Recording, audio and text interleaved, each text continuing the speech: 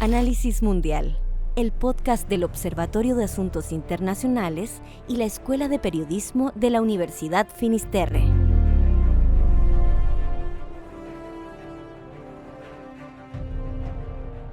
Hola, ¿qué tal? Bienvenidos al episodio de hoy de Análisis Mundial del Observatorio de Asuntos Internacionales de la Universidad Finisterre. Soy Luis Lira y para conversar el día de hoy tenemos como tema principal la Antártica, su desarrollo, sus proyecciones futuras y también, ¿cierto?, el rol que nuestro país juega al respecto. Y para conversar sobre el tema nos acompaña hoy día el profesor Juan Pablo Ternicien, quien es docente e investigador de la Academia de Guerra Naval. Bienvenido. Muchas gracias. Encantado de estar acá. El profesor Ternicien, ¿cierto?, es magíster en Relaciones Internacionales y también diplomado en Estudios Polares de la Universidad Complutense y que nos acompaña hoy día, ¿cierto?, para conmemorar, partiendo hablando sobre el día 6 de noviembre. Conversábamos antes si es una celebración internacional o es una fecha que está en nuestro calendario chileno.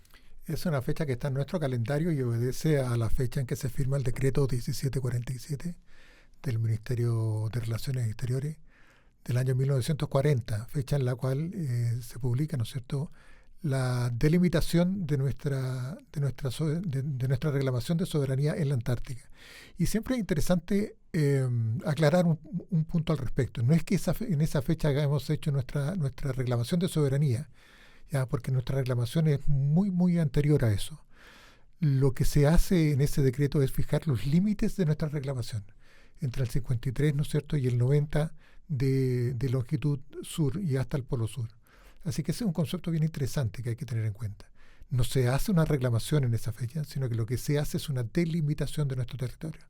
O sea, venía a complementar toda la documentación, ¿cierto?, que uno siempre estudia desde tiempos de la colonia, a quién correspondía el territorio hacia el sur, ¿cierto?, que es parte del argumento chileno para la soberanía en la Antártica, pero lo que pasa en esa fecha es la delimitación, la que nosotros conocemos en el mapa, entonces. Exactamente, la delimitación. Y cuando hablamos de que los pergaminos de propiedad de Chile son muy anteriores, son del tiempo de la colonia, como tú bien señalas, donde se asigna, ¿no es cierto?, esta repartición del territorio del Imperio Español entre las capitanías, los virreinatos, y siempre lo que estaba al sur del Estrecho de Magallanes fue asignado a la Capitanía General de Chile. Así que ese es nuestra primera argumento de reclamación, ¿ya?, que tenemos derechos heredados del Utipo Sidetis, digamos.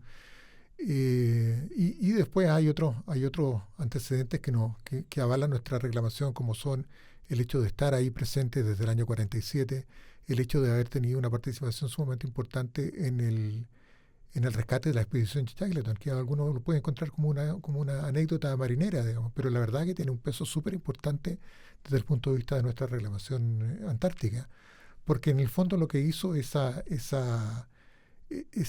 hazaña, que en realidad fue una hazaña, es confirmar la voluntad y la capacidad del Estado de Chile de estar presente en el territorio antártico ante una emergencia, ante una necesidad o lo que fuera necesario. Así que ese evento tiene esta doble significación. Un hecho que resalta, ¿no es cierto?, la capacidad marinera de nuestro país, y un hecho que resalta la voluntad del Estado de estar presente en lo que se considera propio. Eso es muy importante. Exacto, y también hablar de la soberanía de Chile, sobre todo ya en el siglo XX y por supuesto ahora siglo XXI, es hablar también sobre el Tratado Antártico, que ha sido el documento, ¿cierto?, que ha dado las orientaciones para la relación entre sus países firmantes desde la segunda mitad del siglo XX. Bueno, el Tratado Antártico es un tratado muy importante y muy particular en realidad, porque ha logrado algo que ha sido muy difícil de lograr con cualquier otro tratado, que es mantener una región tan grande y tan rica como la Antártica libre de conflictos. Y ha consensuado una mirada, una gobernanza especial en la Antártica entre estados tan distintos como, Estados Unidos, China, Gran Bretaña y Argentina, y lo ha mantenido así. Y muchos autores resaltan que incluso en los periodos de más grande tensión entre dos actores, esos dos actores han mantenido su participación en el sistema antártico a pesar de estos otros conflictos, como en el caso de Argentina y Gran Bretaña, o en el caso de Estados Unidos y la Unión Soviética. Y eso hace que este tratado sea muy particular, sea muy estudiado tal vez. Se da, ¿cierto? La firma del tratado se establece el año 59 y se pone en marcha el año 61. Se da también en un contexto de posguerra y también de Guerra Fría. ¿Había también intereses de las potencias dominantes? ¿Cuáles eran los intereses que tenían, sobre todo en el territorio antártico? Bueno, el tratado nace por iniciativa de Estados Unidos. Estados Unidos veía con cierto resquemor lo que la Unión Soviética podría estar haciendo o podría tener intenciones de hacer en la Antártica. Bases de misiles, base para la exploración extraterrestre, qué sé yo. Y también veía con malos ojos, digamos, que había conflicto, porque de hecho lo había, e incluso hubo disparos en la Antártica entre Argentina, y sobre todo entre Argentina y Gran Bretaña, y nosotros también participábamos. Entonces Estados Unidos no veía muy bien esto de que hubiera una disputa de esta que podía escalar, ¿no es cierto?, entre su principal aliado, Gran Bretaña. Claro. Y dos actores muy importantes dentro de lo que consideraba su área de influencia, que era Sudamérica. Así que cita, ¿no es cierto?, a esta reunión después del Año Geofísico Internacional que había potenciado la investigación antártica. Y de esa reunión, ¿no es cierto?, sale el Tratado Antártico, ya donde participaron 12 países, ya los 7 países con reclamaciones territoriales y otros países que tenían un particular interés sobre la Antártida y una particular participación, como Japón, por ejemplo, sobre todo por la protección de las ballenas para Japón, o Sudáfrica, que daba cercanía con la Antártica, Bélgica, que tenía una actividad muy importante también científica en la Antártica. Y de esa reunión nace el Tratado Antártico. Y el Tratado Antártico se ha mantenido vigente sin ningún cambio desde esa fecha hasta ahora. Y como tú planteabas, ¿no es cierto?, el origen del Tratado Antártico tiene una visión geopolítica, y esa visión geopolítica ha ido en el mundo, ¿no es cierto?, ha ido mutando hacia una visión más bien de corte economicista para la relación entre Estados. Así que ahí hay algunos autores que vaticinan que el tratado merece cierta actualización. Y esa actualización es lo que tenemos que tener. Claro, y precisamente algo que siempre se conversa del contexto era precisamente esta colaboración mutua entre Estados Unidos y Reino Unido, y por lo tanto una afrenta contra Reino Unido podía incluir el ingreso a Estados Unidos y también evitar ese conflicto. Hay un mito, conversábamos también previamente, o una malinterpretación, porque muchas veces hemos estudiado también el Tratado Antártico en Derecho Internacional y está esta idea que tiene una fecha que iría a caducar. Y aparentemente eso es mentira. Bueno, no diríamos que es una mentira, es un error. Es un error. Hay un error que nace de dos fuentes. El Tratado Antártico no tiene fecha de expiración. Ya lo dice claramente el tratado en algunos de sus artículos. Lo que sí tiene es que cualquier cambio que se quiera hacer al Tratado Antártico tiene que ser por unanimidad de las partes consultivas, es decir, de estos 12 originales y los que se han ido agregando después. Unanimidad. Pero el tratado dice que transcurrido 30 años se puede citar, no es que se deba citar, se puede citar a una reunión extraordinaria donde cualquier cambio al texto del tratado o incluso su anulación solamente puede hacerse o puede hacerse por una mayoría, ¿ya? No por unanimidad, sino que por mayoría, ¿ya? Así que eso le quita rigidez, ¿ya? Esos 30 años, si partimos del año 61, vencieron el año 91, y desde ese entonces a la fecha cualquier Estado podría pedir esta reunión. Ningún Estado lo ha hecho hasta la fecha, ¿ya? Así que en el tratado no hay fecha de expiración, ¿ya? Podría en cualquier momento, ¿no es cierto?, alguien levantar la mano y citar una conferencia, pero no se ha hecho hasta ahora. Y el hecho de que se cite una conferencia tampoco implica que el tratado venza, sino que solamente podrían haber cambios. La otra fecha importante es lo que se conoce como el Protocolo de Madrid o el Protocolo Medioambiental, que es un agregado que se hizo el año 91 al Tratado Antártico, ¿ya? Pero es parte del tratado, pero es algo que vino después. Y en ese protocolo que lo que hace es establecer muy estrictas medidas para la preservación del ecosistema antártico. Cualquier cambio que se quiera hacer también sigue el mismo mecanismo. Cualquier cambio que se quiera hacer requiere de la unanimidad de los miembros consultivos. Pero transcurridos 50 años, se puede citar a una reunión para revisar este tratado, cuyos resultados se pueden aprobar por mayoría. O sea, también hay un relajo en la estrictez de los cambios del tratado. Ahora, esa fecha, ¿no es cierto?, esos 50 años se cumplen en el año 48. Pero nuevamente no es que venza el Protocolo de Madrid ni vence el Tratado del año 48, sino que lo que ocurre es que se puede abrir una fecha o se puede abrir una instancia de revisión que requiere mayoría. Pero eso es todo. El hecho de que vence es un mito, no es así. Claro, y también otro tema del tratado que siempre se cuesta mucho entender es la soberanía que ejerce cada país, y muchas veces se habla de rivalidad, competencia, que ciertos mapas se superponen, ¿cierto? Pero que tampoco debería ser un motivo aparente de conflicto. Bueno, a ver, vamos, dos cosas. Hablemos del concepto de soberanía. Ya, la soberanía, como la entendemos todos, ¿no es cierto?, esta capacidad de autorregularse, de dictar sus propias normas, de una delimitación, ¿no es cierto?, territorial y, bueno, de distintas formas, no se aplica en la Antártica, ni no se aplica a raíz del Tratado Antártico. ¿Ya? ¿Qué es lo que pasa? Hay 7 estados que son reclamantes de territorio, ¿ya?, que son Australia, Nueva Zelanda, Chile, Argentina, Gran Bretaña, Noruega, Francia. ¿Ya? Reclaman territorio. Y el Tratado Antártico lo que hace es congelar, aunque no me gusta mucho la palabra, digamos, pero congela estas reclamaciones territoriales. Y por lo tanto se limita la soberanía, el ejercicio de soberanía. Pero eso no significa que no podamos establecer algunos mecanismos de soberanía en nuestro territorio. Y de hecho lo hacemos de distintas formas. El hecho de que exista, ¿no es cierto?, en el ordenamiento jurídico un territorio chileno-antártico, el hecho de que ya esté escrito, esos son actos de soberanía. El hecho de que las tierras del territorio antártico estén en el conservador de raíces de Punta Arenas, eso es un acto de soberanía. Y de hecho se produce algo curioso, digamos, cuando viene un tercer estado y quiere establecerse en algún lugar, puede hacerlo sin ninguna dificultad, no tiene que pedirle permiso a nadie, entre comillas, porque hay ciertas regulaciones que tiene que cumplir. Y nosotros lo podemos reclamar. Pero si nosotros queremos hacerlo en nuestro territorio, hay que pedir una concesión de tierra y concesión marítima, y hacemos todo el procedimiento tal cual si fuera en cualquier otro lugar del territorio chileno. ¿Ya? Y eso lo hacemos para reafirmar nuestra soberanía. O sea, nosotros mismos decimos que esto tiene que ser de esta manera. ¿Ya? El concepto de esta congelación de soberanía se refiere más bien a que yo puedo ejercer todos los actos de soberanía que quiera, pero esos actos de soberanía tienen efecto nulo sobre terceros estados. ¿Ya? Y eso es un concepto complejo y que se da solamente en la Antártica.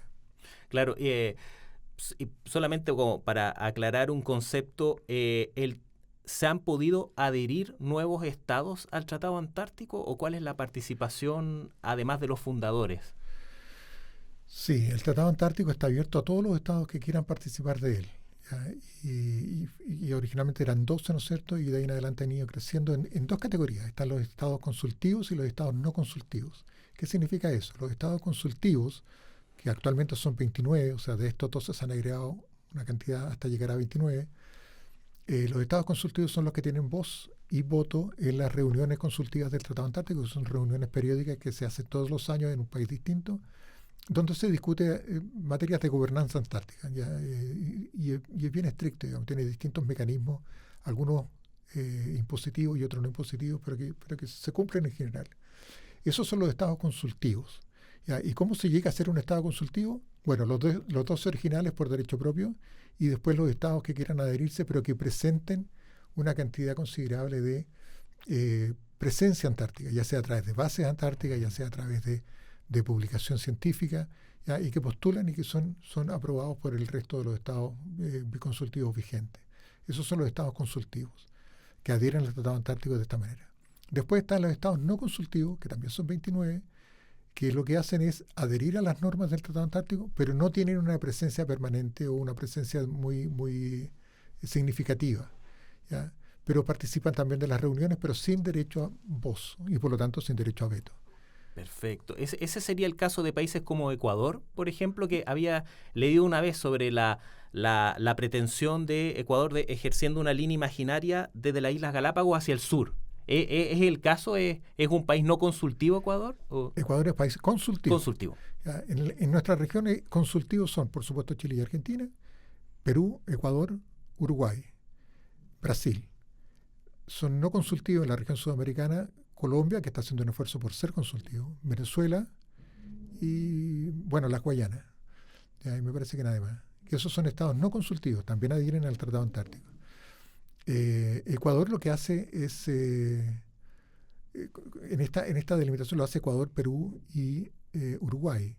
Lo que hacen es adherir a una teoría que se llama la teoría de la defrontación, ya que es una teoría desarrollada a mediados del siglo pasado por una académica brasileña, Teresinha de Castro, que de alguna manera copia, ¿no es cierto?, la distribución geográfica que se hace en el Ártico y la traspasa al Antártico, ya donde dice ella que la forma en que defrontan o confrontan, ¿no es cierto?, los países de Sudamérica en la Antártica tienen derecho a una reclamación de soberanía, es decir, toma el estado más la punta más oriental de Brasil hasta lo más occidental que defronta hacia la Antártica y hace un triángulo. Y después lo hace lo mismo con Uruguay y con todos los países. Y dice, esto es lo que debería hacer. Cosa que, por supuesto, Chile y Argentina rechazan, claro, porque es una forma que no nos conviene de solucionar este problema. Pero Perú, Ecuador y Uruguay, en su reclamación, señalan, perdón, no en su reclamación, en su adhesión al tratado, hacen una reserva donde dicen, si esto llega a cambiar alguna vez, nuestra aspiración es esta, ¿ya?, en base a la teoría de la defrontación. Ah, perfecto. Y antes de conversar, ¿cierto?, sobre el rol de Chile frente a la Antártica, que para despejar un poco las dudas también, ¿cuáles serían las diferencias sustanciales entre la Antártica y el Ártico? ¿Cierto? Que muchas veces se asocian como algo similar, pero tienen claras diferencias. Muy buen tema ese. Efectivamente, tienen claras diferencias en distintos aspectos. La diferencia más notable y más evidente es que el Ártico es un océano congelado. Y la Antártica es tierra, es territorio, es algo concreto, digamos, cubierto de hielo, ¿ya? Las similitudes son que los dos están cubiertos de hielo, que los dos tienen climas extremos, ¿ya?, que tienen gran influencia sobre la climatología. Pero la diferencia más notable es esa que les acabo de mencionar, que uno es un océano y por lo tanto la gobernanza sobre ese espacio físico obedece a la Convención del Derecho del Mar. En cambio, la gobernanza en la Antártica obedece al Tratado Antártico y a sus anexos y a sus resoluciones a través de las reuniones consultivas del Tratado Antártico. Eso es lo que hace la mayor diferencia. Y lo otro es respecto de las reclamaciones. En el Ártico no hay reclamaciones porque se rige por la CONVEMAR, a pesar de que hay fricciones sobre ciertos aspectos de la plataforma continental extendida y qué sé yo, ¿ya?, y algunas disputas territoriales sobre algunas pequeñas islas. En cambio, en la Antártica no se da esa facilidad, digamos, de distribución de las responsabilidades. Tenemos reclamaciones, tenemos todo un mecanismo complejo de relacionarnos, pero que hasta ahora, como dije, ha sido exitoso. Y ahí, cierto, es donde empieza el rol de Chile, que también hay un desconocimiento muy, muy grande sobre el rol que tiene nuestro país y primero su posición estratégica como punto de entrada a la Antártica, ¿cierto? En especial la ciudad de Punta Arenas, que en los últimos años ha tenido un importante desarrollo, tanto administrativo también como académico, ¿cierto? Se han abierto doctorados en estudios antárticos, pero sobre todo eso, también el trabajo de Chile que ha hecho sobre su reclamación antártica, su rol en el Tratado Antártico, y hoy día, siglo XXI, ¿cuál es el papel que juega nuestro país en la Antártica? Bueno, aparte de nuestra participación muy activa en las reuniones consultivas, digamos, donde muchas de las incorporaciones al modus vivendi antártico nacen de las propuestas chilenas, digamos. Así que tenemos una postura bastante reconocida internacionalmente respecto de nuestra calidad de país antártico. ¿ya? Y respecto de lo concreto, ¿no es cierto? La ciudad de Punta Arenas es, o más bien dicho, Chile es el país más cercano a la Antártica. ¿Ya? Estamos más cerca de la Antártica que ningún otro país del mundo. ¿Ya? Después de nosotros viene Argentina, pero Argentina está un poquito más arriba, más lejos. ¿Ya? Y esa condición nos implica cierta responsabilidad muy importante respecto de todos los operadores antárticos. La ciudad de Punta Arenas se ha transformado en el gateway antártico más importante, ¿ya? El que más apoyo logístico entrega a muchísimos países del mundo respecto de sus actividades antárticas. Así que eso ha sido algo que ha potenciado mucho el valor que le damos a Punta Arenas. Punta Arenas vive mucho de esta actividad antártica y eso es muy bueno. Punta Arenas es una ciudad súper potente y que tiene muchas facilidades para esto. En eso, de alguna manera, competimos con Argentina. ¿Ya? Argentina dedica la ciudad de Ushuaia a la actividad antártica, pero Ushuaia no tiene la capacidad que tiene Punta Arenas. Lo que sí ocurre con Ushuaia es que de alguna manera nos hemos dividido un poco esta responsabilidad. Ushuaia tiene una participación muy importante en torno al creciente mercado turístico. ¿Ya? Hay mucho movimiento de cruceros, ¿ya? que llegan a Ushuaia y de Ushuaia cruzan hacia la Antártica. ¿Ya? En cambio, Punta Arenas tiene también movimiento de cruceros, pero no es su fuerte es el apoyo logístico. ¿Ya? Y en esa manera hacemos una sana convivencia entre los intereses argentinos y los chilenos. Y eso nos ha dado muy buenos resultados. Sí, porque también una percepción se da en una superposición de las fronteras, pero claramente el tratado y la soberanía que se ejerce permite esa colaboración. Por supuesto. Al estar congeladas las reclamaciones, ¿no es cierto?, y estar prohibido cualquier uso de la fuerza y una serie de regulaciones respecto a la convivencia antártica, colaboramos con el país que nos pide ayuda, digamos. Vamos a estar siempre dispuestos a hacerlo. Y lo hacemos. De hecho, creo que son más de 29 o 30 países los que ocupan a Punta Arenas como punto de entrada hacia la Antártida. O sea, son muchos países. Y con Argentina, el hecho de tener estas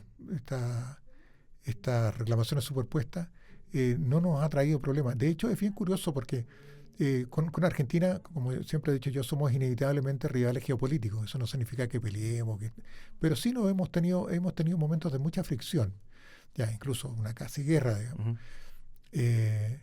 Así que hay instancias de bastante recelo respecto de Argentina.